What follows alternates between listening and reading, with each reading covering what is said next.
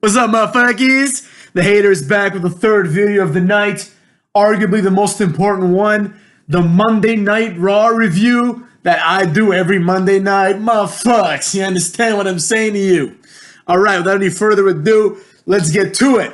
I'm always excited about Monday Night Raws after pay-per-views because sometimes things go down. And in this Raw actually was not that bad. I mean, it had its downfalls, and I will talk about them for sure. But it had some positives too. The show opens up with Rollins in the ring, surrounded by all the Raw roster. Rollins buries Monday Night Raw completely, says that they're now the C show, and that everyone around the ring sucked ass at the pay-per-view, because that's why Raw came in third place behind SmackDown and NXT. So, he's talking shit. He's like, "You got anything to say, Randy Orton? You were the weak link." Randy walks away. Then he's like, "Charlotte, you got anything to say? You weren't even the last woman standing from our team. Like, you suck." She leaves, right? He says, "AOP, I thought you guys were going to just destroy people left and right. What happened to that, fam?" They leave, right? Everyone leaves. Kevin Owens appears and gives him a stunner. So I'm thinking to myself, all right, let's see where this goes. I don't like Kevin Owens. I don't like Seth Rollins. But let's see where it goes. So in this segment, Rollins turned heel. It was a cool way to turn heel because it started off subtle. It started off with like, I tried my hardest. Then he's like, "But you guys kind of suck." And he had this like sanctimonious nuance to him where he was like, "Look," he's like, "I'm just trying to do what I think is right, motherfucker. It's like, stop sucking, Nobody responded well. Then we had a match. It was Lashley versus Titus O'Neil. So complete throwaway. At some point, Rusev comes in, attacks Lashley, right? Before this, I should note, they showed this segment from earlier today, motherfuckers, where Rusev was handed papers. He was served paperwork about a restraining order that Lana put on his bitch ass, right? So in the context of that, Rusev comes and attacks, and he gets arrested by cops who just happened to be on Monday Night Raw because why wouldn't they be, motherfuckers? Why wouldn't there be cops backstage? So anyways, that went down. After the cops arrest him and handcuff him, Rusev just kind of tackles Lashley, and Lashley pretends that he's dying. Then Rusev kicks this metal structure, and it falls quote unquote on Lashley. It didn't fall on him at all. Lana's freaking out. Rusev is looking crazy. I liked it. I liked Rusev going crazy. It adds some character to his cuckold character, I guess. This story needs to end. I can't believe they haven't had their match yet. Just have your goddamn match and let's move on, it's not going to lead to anything super important for either person, so who cares? Anyways, that was what it was. Next, we had the in-ring return of AOP. They came out wearing no shirts and they squashed Hawkins and Ryder. They beat them with the X-Plex or the DWI, driving while investing, motherfuckers, instead of the final chapter, which they did earlier as a normal move now. So that's going to be the new tag finisher, bitches. The match was a complete throwaway match, obviously. He just squashed two jobbers, And at some point, the new Michael Cole says, he's like, "King," he's like, "Have you ever seen such destruction from a tag team?" And King's like, "Yeah, I saw it last night when NXT destroyed us completely. But more importantly, you see it every week on Monday Night Raw with Eric and Ivar, the War Raiders, who all they do is squash jobbers." So to pretend that this was some sort of once in a while type of thing, it's just something that happens literally every week on Raw. It's kind of like saying, "Oh my God, have you ever seen a guy called Randy Orton?" Yeah, bitch, I've seen him every week for the last 35 years. You understand what I'm saying? So that was kind of stupid. At some point though, during the Lashley Rusev Lana situation, King was like, "Oh, this is so horrible. Rusev has gone overboard, et cetera, right?" And then at some point he said that Lana and Lashley have gone overboard. So I'm like, all right, if everyone's going overboard. And then at a certain point, after the commercial break or something, when new Michael Cole says to him, he's like, "King, don't you think that Lana and Rusev and Lashley have gone overboard?" And then King's like, "Come to think of it," and he just turns heel, just like that, motherfuckers. This was great. I love the fact that King turned heel today. What must have happened is during the commercial break, Vince McMahon must have been like, "Yo, man, people are tuning away because nobody fucking cares about Seth Rollins. Let's go back to some old school shit like Jerry the King Lawler being a heel. Honestly, one of the greatest commentators of all time is Jerry the King Lawler. I honestly believe that a lot of JR's like hype is a direct result of Jerry Lawler being like the perfect partner for him. You know, and to be honest, I think if people were honest, they would appreciate the fact that Jerry the King Lawler was more entertaining than JR. Let's be real. He had a lot of cringy moments too, like when he'd say puppies for no reason, but he had a lot of great one-liners and reactions, and he really sold the show. And we got glimpses of that old King tonight. Now, here's the problem, you know, for the last 15 years or whatever, when King has been a face, it's been unbearable. Like, a lot of people thought this guy's going senile, this guy's retarded, but what I think is happening, honestly, is that they just told him, man, you got to be a face. And I think in real life, he's kind of a heel.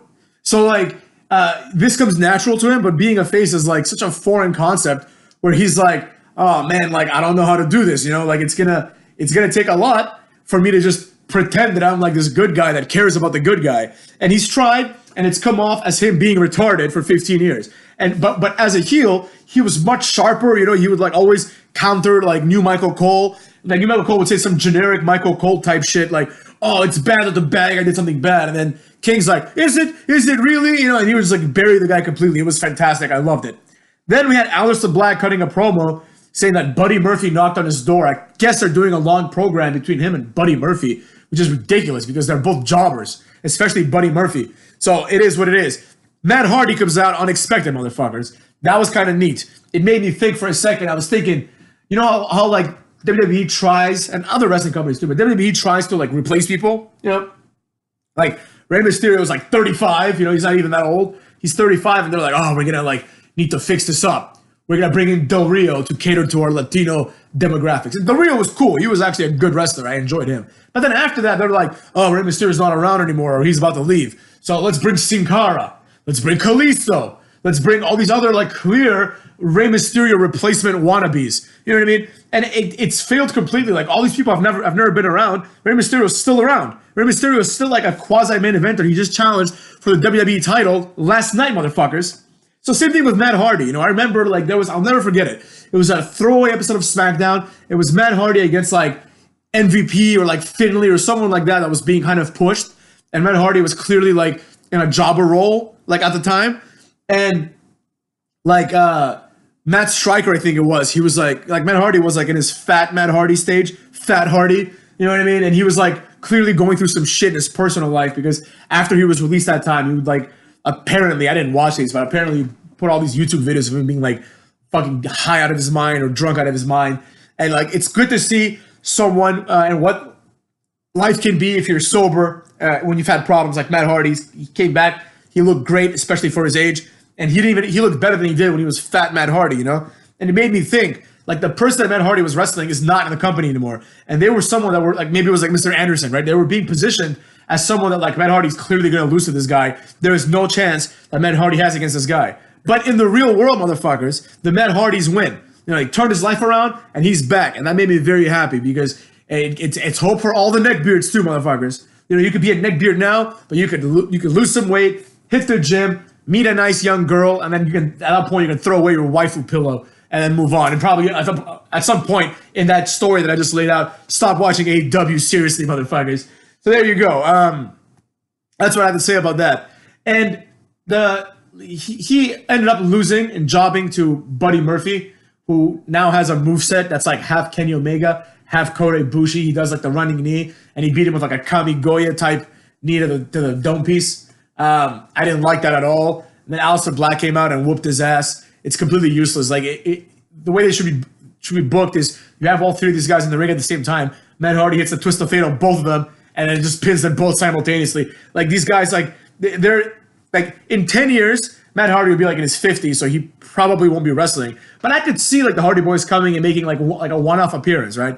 And in 10 years, motherfuckers, I guarantee it, 100%. Buddy Murphy and Aleister Black not only will not be employed, but they will be forgotten for a long time at that time. So that's the difference. I don't know why they keep investing on these Sin Caras and Kalistos when you have fucking Rey Mysterio, and at the end of the day, you still rely on Rey Mysterio. You haven't replaced him with any of these other luchadors. You haven't replaced him with Alberto Del Rio for your Hispanic demographic. You still rely on Rey Mysterio because Rey Mysterio is superior as a wrestler and entertainer to these guys. And during the Rey Mysterio matches tonight, which we'll go over in a second, I started thinking, I'm like, aside from a few times when he's like botched like springboard maneuvers, and he's probably done more springboard maneuvers than anybody in history of wrestling, right? Aside from a few times, like 5-6 times in his career that he's botched some sort of springboard maneuver, I really can't remember Rey Mysterio botching.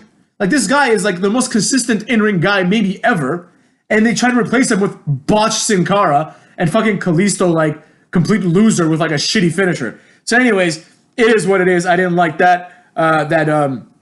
Buddy Murphy beat Matt Hardy. Like, let's be real, buddy. In 3 years, Buddy Murphy will not be in this company. He'll be in AEW feuding with Neville over who the best pure wrestler is or some bullshit like that, if AEW is still around. Next, we had the long-awaited AJ Styles is about to lose his title match. It was supposed to be AJ versus Humberto Carrillo.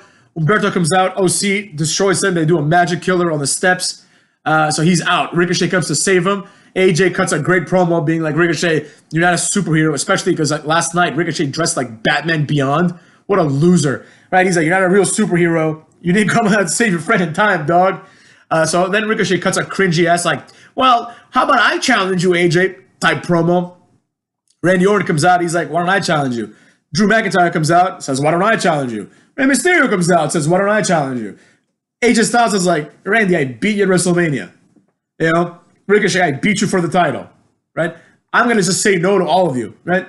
And then, like, the OC's like, just do it. So he does it, right? But in order to determine who's going to challenge AJ Styles, they have a fatal four-way match. The match is won correctly and obviously by Rey Mysterio, right? He wins the match, and right after that, they have the match with AJ. And this entire time, this is the time when I didn't like the commentary at all, because they kept saying, like, oh, what if Rey Mysterio pulls off a miracle? Miracle? Rey Mysterio is like one of the most decorated superstars in history.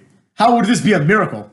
You know, it's not like AJ Styles is this like 25-year-old Brock Lesnar type. AJ Styles is like the same age basically as Rey Mysterio. So at what juncture did AJ Styles just rise so much above Rey Mysterio as a wrestler? You know, I agree. He's booked better, and he's just as good, if not a little bit better than Rey Mysterio. But in kayfabe, Rey Mysterio is not this guy who's losing all the time. He won a big number one contenders gauntlet type match or whatever the fuck it was to face Seth Rollins, right? Then he just wrestled against Brock Lesnar and almost beat him. So not every time Mysterio wins is a miracle. One time he wrestled Evan Bourne, and like one of the announcers was like, it was on like a Cyber Sunday or Taboo Tuesday or some bullshit like that, where the fans choose who he had to wrestle, and I guess who Evan Bourne had to wrestle. I'm not even sure what it was. And they chose Rey Mysterio, or they chose Evan Bourne, one of the two, right? And then like I think Evan Mysterio may have been like IC champion or something. I don't know. So, and one of the announcers was like, this is the first time in Rey's career that he hasn't been the underdog. Really? Is that really true? So when you mean to tell me that when Rey Mysterio wrestled fucking Matt Hardy at WrestleMania, he was the underdog? Or when he wrestled Chavo Guerrero 7,000 times, he was the underdog? Surely when Rey Mysterio wrestled Tajiri, he wasn't the underdog, right? What is this nonsense? Just because he's the smallest guy doesn't mean he's the underdog. I remember the year that Rey Mysterio won the Royal Rumble, he was the one that I picked to win. But after he came out number 2, I'm like, oh, that sucks. Like he's not gonna win, and he ended up winning. I remember it clearly because that day WWE.com had a thing where they like ranked everyone's odds to win. Rey Mysterio's odds to win were like 15-1 or something like that. You know what's like 15-1? Big Daddy V. And I thought to myself, Big Daddy V, who I actually liked because it was a good reinvention of Viscera, right? Big Daddy V, I'm like, has a 0% chance of winning. So you can't tell me that it's the same. It's ridiculous, right? So anyways, it was what it was. Rey Mysterio and AJ Styles wrestled, and the match got screwed up when OC came out to attack Rey Mysterio from behind. But Rey Mysterio kind of fought them off. Randy Orton came out, beat their ass, came in the ring. Eventually, Rey Mysterio hit a 619. Randy Orton did an RKO. Rey Mysterio did a frog splash, won the title. Dominique came out, celebrated with him. It was fantastic, motherfuckers. It was great. So anyways, what else? Next, we had Asuka versus Charlotte. The story here was that Asuka could never beat Charlotte. Exactly what you would expect to happen happened. Kairi Sane caused a distraction. Asuka hit the mist and then rolled her up and pinned her. 1, 2, 3. Then we had Owens versus Rollins. This was interesting. The match itself was complete garbage and completely meaningless. All I could think of was how Seth Rollins is not Triple H and how Kevin Owens is not Stone Cold. That's all I can think about. I'm like, these are just like inferior men to Stone Cold and Triple H. It's just ridiculous to even suggest that this is like a main event. But what happened was cool because the match was ruined by AOP, who came out in suits, and they went and one member of the AOP was facing Rollins and one was facing Owens. And I'm thinking to myself, okay, obviously they're either going to attack Owens or Owens and Rollins are going to like band together to fight the threat, the looming threat of the AOP. But what happened was Kevin Owens slapped one of them in the face, and the two of them focused on Kevin Owens. They hit this new move where the guy gets him in like an atomic drop, puts it forward, and then Razor hits the knee to the face. It was vicious. I liked it a lot. And then like Seth Rollins was like, come on. He was brave. He wanted to fight them. They just left. Seth Rollins hit the curb stomp. The show ended.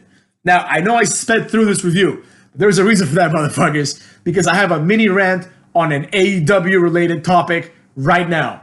I just hit me. I was at this place hanging out with a few friends, and this is the third guy, the third person that I know, and the only one of them who's my friend, that told me this rumor, right? The rumor was that in AEW, like these are not rumors. These are like the underpinnings of smart logic, which are like retarded smart logic. And I'll preface this by saying this one other thing.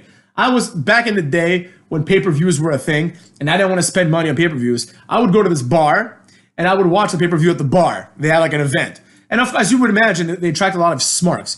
And there was this guy that I met at one of these things. And this guy, like every time I met him, he was drunk, and he would tell me a different story. He had like a weird hand, like his hand was fucked up. And one story was he heard it while being a professional skateboarder. And another time, the story was he heard it while like wrestling. You know, he was a wannabe pro wrestler. And I remember like I watched Money in the Bank, like the CM Punk John Cena one, at this bar, and he was saying like his hypothesis was that the next night after Punk wins, he's gonna come out and he's gonna say, I want a new contract. And in that contract, I want the Kings of Wrestling, which apparently were like Cesaro and like Cassius Ohno, who were an ROH jobber tag team or whatever, the tag team champions in ROH. And CM Punk was gonna bring them up because they had been signed to the developmental at that time. And I'm just like, this is the most ridiculous, like, smarky fantasy you could have. That's not what's gonna fucking happen. You think Vince McMahon is gonna, like, have someone come out and be like, I want the Kings of Wrestling here? Like, people are gonna be like, who the fuck are the Kings of Wrestling, right? So with that in mind, let's contextualize that and use it to my AEW example. So my friend says to me, the third guy, apparently this has been spreading in the dirt sheets, right?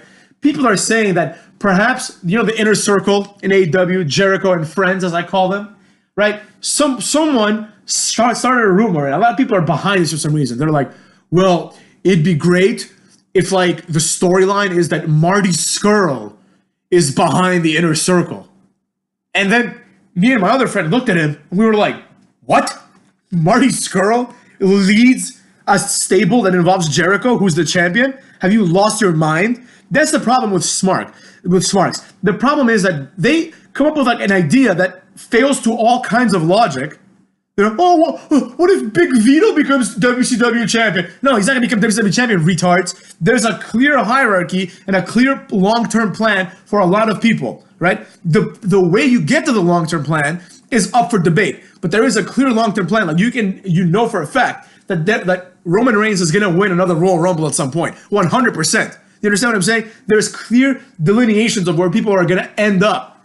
Now, how they get there, that's, you know, up in the air. But who will end up where? We know who will end up where, motherfuckers. Like, we know, everybody in WWE knows that Ali is not going to be a big-time player. Everyone knows that. And, like, just like Jordan Miles, who quit WWE or whatever, was fired because of his insensitive t-shirt thing, which I have no real opinion of. Maybe I'll make a whole video about it once I form an opinion. But I will say that he is right about one thing, and that even though I don't think the shirt that they made for him, for those that don't know, they made a shirt with his name, Jordan Miles, and the letters Jordan Miles look like teeth, and there's like lips around his name, and they're very, very red, right? Because his gimmick was going to be that he likes to smile a lot.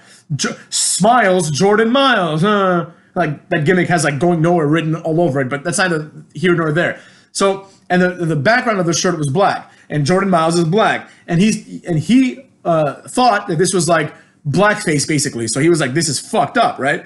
And a lot of people got hung up on the fact that he thought it was blackface and that he thought it was racist, right? So that became kind of the focus because of the day and age we live in. But his real argument, if you look at the subtext and the real things that he was saying, his real argument is that if this is the vision that Vince McMahon and Triple H have for me, I don't want to be part of this, right? Not necessarily the vision being that he's going to be this like guy they racially abuse, but the idea that like you're not going to make a shirt like this. Like if you're going to make a shirt for a star, you're going to think through it. You're going to tick all the boxes. You're not going to make a generic ass shirt that might be construed as racist, right? You're going to really think it through.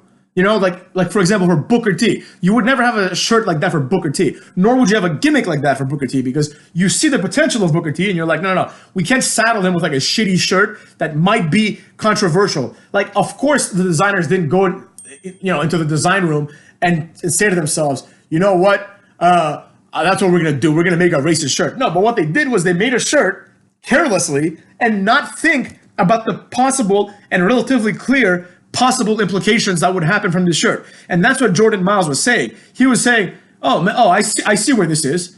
You don't give a rat's ass about me enough to even vet this shirt a little bit. So you're going to give me this shitty shirt. I see that my career here is going to inevitably end up as jobber. Now, one might argue that Jordan Miles should have already known this because Jordan Miles is a jobber, right? But he didn't. He has aspirations and dreams, right? I'm sure like the other ones know, right? Like I'm sure Isaiah Swerve Scott knows that he's going to end up being a jobber. I'm sure that Angel Garza knows he's going to end up being a jobber. Like these people, they must be insane. If what's his face, Isaiah Scott thinks one day I'm going to be a WWE champion, that's ridiculous. It could happen, of course, but it's ridiculous, right? Same thing with Angel Garza or Buddy Murphy or these jobbers, the people that I call the mid card 15. I'm going to call them. There's about 15 of them, right? So that's kind of the idea. And Smarks are no different, right? They have these very, very, very simple thoughts that like, because they think, it's called the Dunning-Kruger effect, motherfuckers. Look it up. It's basically when stupid people think they're smart, right? Apply the Dunning-Kruger effect to wrestling and you get the Smark, right? The Dunning-Smark effect, where someone thinks they understand wrestling and they don't understand it at all. So to them, they hear like, oh, yeah, it'd be great if Marty Scurll was behind the inner circle. No, it wouldn't. That would be retarded. That would make no sense. He's the smallest guy there. You mean to tell me that Marty Scurll, why the fuck would Jericho let Marty Scurll lead him? Do these people even think about the possibilities and the answers that people would want? Right? This would be the equivalent of like, let's say Randy Orton and I don't know. Let's just use an example that already existed. Let's say like when Randy Orton and Edge created rated RKO, two like basically like almost main eventers, like occasional main eventers that really needed an extra push to be in the main event, right? Create a tag team with each other and become tag team champions, right? Now imagine if, let's say, I don't know, somewhat like a third guy joined them, right? So he became Edge, Randy Orton, and I don't know, CM Punk, right? Someone that was kind of on the same level as them at that point. Or like a Jeff Hardy, right? Someone who was like an upper mid-carder that like wasn't exactly a main eventer yet. And they formed this like very dominant faction, right? Now imagine if someone then said, oh, it'd be great if rated RKO, if they were led by Nunzio, if Nunzio was the one pulling the strings all along, people would laugh at you and probably spit in your face. But now these smarks are like, well, I like Marty Scurll. Therefore, it's believable that Marty Scurll could lead a stable involving John Cena, Undertaker, Triple H, and Ric Flair. Marty Scurll was pulling the strings behind Evolution. Imagine that. Imagine you have Evolution, and then like the twist is, Goldust was pulling the strings all along. It would be ridiculous. It makes no sense. Marty Scurll is like a junior heavyweight jobber who like loses to like every junior heavyweight in Japan. And in ROH, he's not champion, I don't think, right? He hasn't really done anything. And people are like, oh, why doesn't he lead the inner circle? No, retards. The inner circle is led by Jericho because that's the only star they have. Do you understand what I'm saying to you? That's the problem with the Smark rant. This should be its own video. This Raw review has turned into a Smark rant. And I'm sorry, but I'm not that sorry, motherfuckers. That's the problem. People think that what they like to see is what other people want to see. And because they're too dumb, because they're either recent fans and don't understand fundamentally how storytelling and therefore how wrestling works, they think like, oh, it'd be great if like I remember I read somewhere at one point where someone was saying like Tyson Kidd and Natalia should join Evolution. What? Tyson Kidd is a jobber. Like that's the anti-point of fucking Evolution. It's like if you had to describe Evolution, you might as well call them, we are a group that are not Tyson Kidd. That's like their entire premise, right? So when you have these machinations in your head that tell you like, oh, Marty Scurll would be a good leader, like not even a good fit for like the inner circle. He would be a good leader. This guy who's never led anything of value in his entire life is not going to lead like the primary heel faction in the fledgling and also plundering AEW company. That's preposterous, man. It's this kind of this is what the Smarks mind does. Like they don't think critically at all. Like they don't think past step one. Like their analysis begins and ends with, oh, yeah, I would like it if Marty Scurll was there. They don't think about what about next week? What would happen then? Wouldn't someone like CodyRhodes say, who the fuck are you? Right? That's how you'd bury him immediately. Who the hell are you? Marty Scurll? Like, why is Jericho following Marty Scurll? Why is Jack Swagger, who's like 3 times Marty Scurll's size and is better than him in every way? He has like a better resume. He's legit a tough guy. He was a champion in WWE, right? He didn't have the most memorable world title run, but he was a world champion in WWE. And Jericho, another super world champion. And then you have like Sammy Guevara, who they're like positioning as like the up and comer, and then like the best tag team in AEW, arguably. And they're going to be taking their orders from Marty Scurll, a retard who comes out with an umbrella and calls himself the villain. Why is he the villain, by the way? What does he do that's villainous? He wears like a plague doctor mask and has an umbrella, and he's like, I'm the villain. What? So your gimmick is you're a heel who dresses up as a plague doctor? What makes you the villain? What makes you more of a villain than, I don't know, fucking the guy from Suzuki, what's his name? Minoru Suzuki. What makes him more of a villain than him? It's retarded, man. And this is the problem with Smarks. They come up with these ridiculous ideas, like, oh, like the Royal Rumble's happening. Wouldn't it be great if Dolph Ziggler won? Like, do you consider? Let's say he won, right? And the Smarks go home happy at Royal Rumble. Then no one watches WrestleMania because no one gives a shit about Dolph Ziggler in the main event. That's no one ever has, and no one ever will, because he's not a main eventer, motherfuckers. That's the problem. And then when someone like Kane and Big Show, 2 legends, eliminate Dolph Ziggler and Daniel Bryan, who will be like irrelevant in 10 years, right? People are like, oh, well, that's weird. I don't understand why this is horrible. Why would Vince is out of touch? Why should Kane and Big Show eliminate Dolph Ziggler? Gee, I don't know, stupid. Maybe because they're like 7 feet tall and like one is like 350 pounds, the other one's like 450 pounds, and Dolph Ziggler is about 5'3" and 180 pounds. Maybe that's why they should eliminate him. Maybe because in real life, Kane would destroy Dolph Ziggler in 3 seconds. Maybe that's why. It's these kind of ridiculous notions. Like, well, I think that Dolph Ziggler would make a good champion. Therefore, he would draw. No, he hasn't drawn one dime his entire career. If anyone is bored, stay tuned, because soon I'm going to make a video about why vanilla midgets and this kind of thing have destroyed wrestling, right? It's because vanilla midgets, the inclusion of people like Dean Malenko into wrestling, have ruined wrestling, because Dean Malenko is a guy that was really good, like in the ring, in the sense that like he almost never botched, and he did like a good variety of moves for his size. But people like Dean Malenko, who have negative charisma and have like 7 moves instead of 5, you only need like 5 moves, honestly, but that have 7 moves instead of 5, people like him have opened the door for people to think now, well, I want the regular guy to beat the giant. David versus Goliath. Can we have like, I would have loved to see Shannon Moore beat Kane for the title. Shannon Moore should have been champion. David versus Goliath. If David did it, Shannon Moore can do it. Well, I got news for you, pal. First of all, that's a fucking fairy tale. No way David beats Goliath, motherfuckers. And even in the story, David slings a rock and basically 1 in 1,000th critical hits him in the head, and it's a freak accident. Like, that's the point of the story. The point of the story is 1,000 times out of 1,003 times, David loses. And 2 times he has a shot, and 1 time he hits the mark and he wins. That's the entire point, bitches. So And furthermore, Kane would beat Shannon Moore. Kane would chokeslam David through a table. And guess what, motherfuckers? Kane would tombstone pile drive Goliath as well. That's the difference, man. And Shannon Moore would probably even have a hard time against David, motherfuckers. That's what I'm saying. So let's leave it at that for now, because I'm losing my mind slowly at the anger that I have at these Smarks. And even though of course I don't take it personally, but there is an inexplicable anger in my head right now about someone suggesting the possibility that the big reveal, it doesn't even need a reveal, but that the big reveal of Inner Circle would be that one day Marty Scurll comes out, and then we pretend that this is a big deal.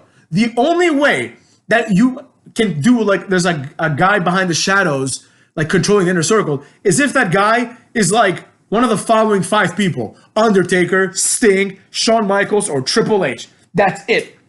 Maybe like Stone Cold and The Rock, but like they wouldn't really fit into that paradigm. If it's one of those people, even then it would be kind of ridiculous, because Jericho is arguably on the same level as those guys. The only people that it could feasibly be would be like if they signed Hulk Hogan, and it was Hulk Hogan all along. Like Hollywood Hulk Hogan was doing this all along. All right, fine. Or like an authority figure like a Bischoff or like a Vince Russo or like a Cornette, for example. One of my loyal fans here mentioned about how like he was saying that AEW should sign Cornette, and just like that would draw so much money. And I have to agree 100%. I think it was my boy Lars Henry up in this bitch. Yeah, 100%. Think about it, man. Like that makes perfect sense. You have Jim Cornette, like he's like a liberal, but like he's treated as a conservative, especially now, right? You have that guy in like he's like definitely by wrestling standards, he's a conservative because he likes traditional wrestling. Then you have that guy, you make him a heel, and you have him feud with the Young Bucks. You make him like a heel authority figure, and you just have him feud with the Young Bucks and screw them out of matches time and time again. Kenny Omega as well, right? It would be an actual story. It would be like the only story AEW would have. So it's this kind of thinking, the kind of thinking that I believe. I don't want to attribute to the wrong guy. I think it was Lars Sullivan.